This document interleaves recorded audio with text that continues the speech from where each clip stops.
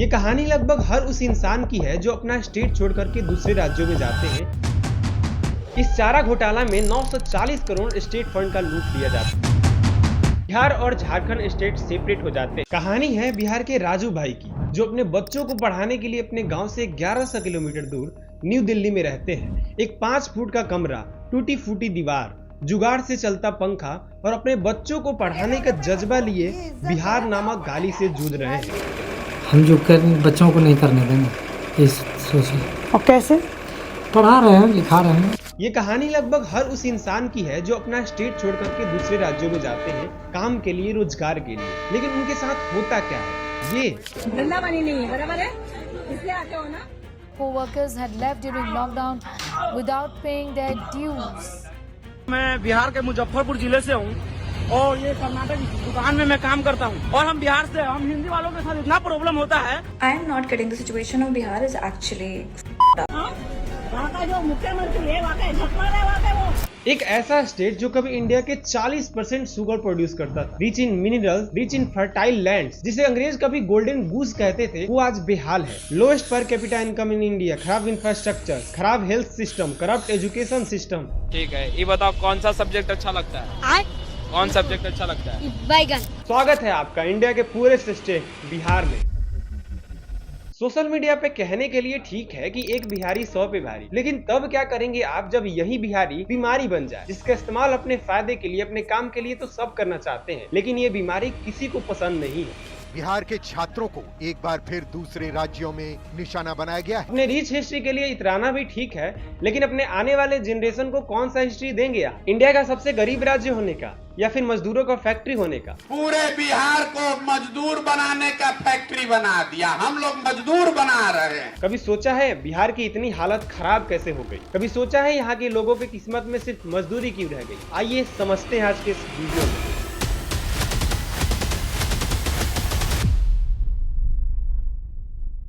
कहानी की शुरुआत होती है बहुत पहले 1793 Bihar Bengal permanent settlement act, जिसके बाद ब्रिटिशों ने जमींदारों को जमीन का मालिक बना दिया।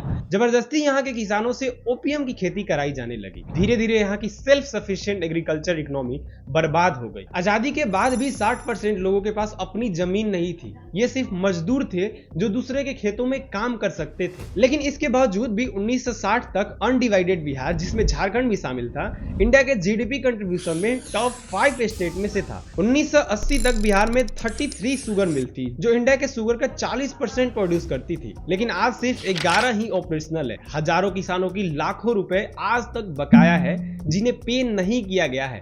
लेकिन कहानी यहीं तक नहीं रुकती है। बिहार अभी पॉलिटिक्स के मार से जूझ ही रहा था कि दिन आता है 15 नवंबर 2000। गृह मंत्री जी, अगर करेला है तो हम हर हर निम है।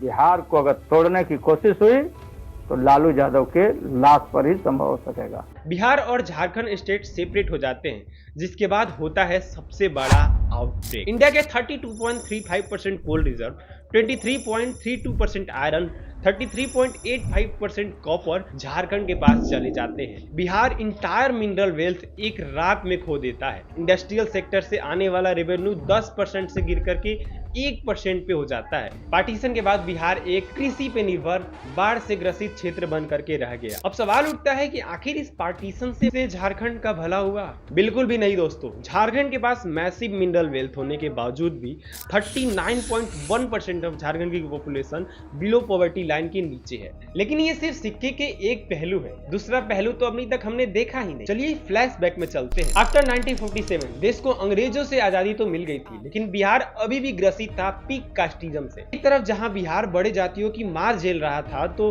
दूसरी तरफ खराब पॉलिटिक्स ने भी इसको बर्बाद कर दिया था। तभी बिहार में एंट्री होता है एक हीरो की। लालू यादव के सीएम बनते ही छोटे जातियों को आवाज मिलने लगा, क्योंकि ये भी एक छोटे जाति से बिलोंग करते थे। लालू को स्मार्ट सिटी नहीं चाहिए, स्मार्ट गांव चाहिए, स्मार्ट गांव चाहिए हमारा।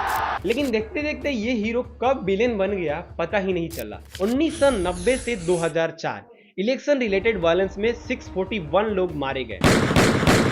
The state of Bihar was once again in the news for most of the week, as the first two phases of the ongoing assembly elections were marred by poll-related violence. In 1996 सिर्फ panchayat election में 196 लोगों की murder कर दी गई जो vote देना चाहते थे।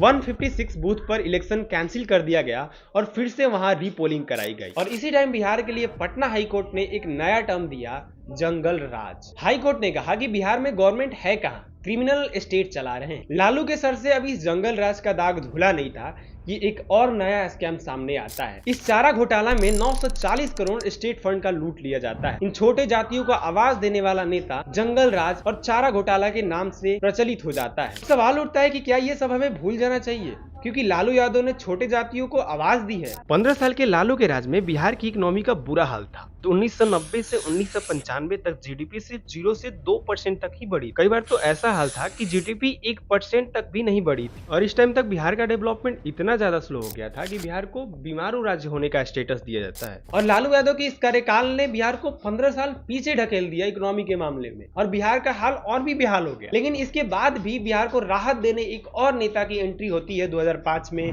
नीतीश कुमार। नीतीश कुमार के आते ही जो लॉ एंड ऑर्डर की सिचुएशन थी पहले खराब हो गई थी, जंगल राज हो चुका था। इंफ्रास्ट्रक्चर पे भी काफी ज्यादा ध्यान दिया जाता है, यहाँ तक कि ये लड़कियों को एजुकेशन के लिए काफी प्रमोट करते हैं। स्कॉलरशिप की व्यवस्था करी जाती है, लड़कियों को साइकिल बांटी जाती है, जिससे काफी हद तक इनरोलमेंट रेट बढ़ा बिहार में। जब से साइकिल का योजना निकला है तब से मुझे बहुत सुविधा होती है, मैं स्कूल टाइम पे पहुँचती हूँ। नीतीश कुमार के कार्यकाल में इतना बिहार का विकास तो हो ही गया कि लोगों को लग रहा था कि हाँ भाई एक्चुअली कुछ काम तो हुआ है, और इसी काम को लोगों ने नाम दिया सुशासन का सरकार। लेकिन ये भी सुशासन की सरकार ज्यादा दिन नहीं चली। नीतीश कुमार के फर्स्ट टर्म में तो अच्छा खासा डेवलपमेंट हुआ। ये दूसरी बार जब चुनाव जीत गए, दूसरी बार भी सीएम बने, उस टाइम के बाद करप्शन बढ़ने लगी। बहाना सिर्फ एक ही दिया जाता था कि Bihar landlock. Latest available data में 26.59% बिहार की पॉपुलेशन मल्टी डायमेंशनली पुअर है। लेकिन एक बात तो मानने वाली है, भले ही नीतीश के सरकार में जहरीली शराब से रोज लोग मरते रहते हैं, भले ही पुल गिरते रहते हैं, भले ही खुलेआम मर्डर होते रहते हैं, लेकिन नीति आयोग के डेटा के अनुसार गरीबी से मुक्त हुए लोगों की संख्या 2.25 करोड़ है, जो कि ग्राउंड पे कुछ नहीं दिखता है। लेकिन अब सवाल उठता है कि क्या बिहार को डेवलप किया जा सकता है, या बिल्कुल भी नहीं किया जा सकता है। दोस्त एक्चुअली इस वीडियो पे हमने काफी डिटेल में बात करी है, तो वीडियो काफी ज्यादा लंबा हो गया है। तो इसके लिए बिहार की डेवलपमेंट पे इस सीरीज में हम पार्ट 2 लेके आना चाहते हैं। अगर आप इस वीडियो पे अच्छा प्यार दिखाते हैं तो पार्ट 2 हम जल्दी से रिलीज करेंगे। चलिए मिलते हैं नेक्स्ट वीडियो में, तब तक के लिए धन्यवाद।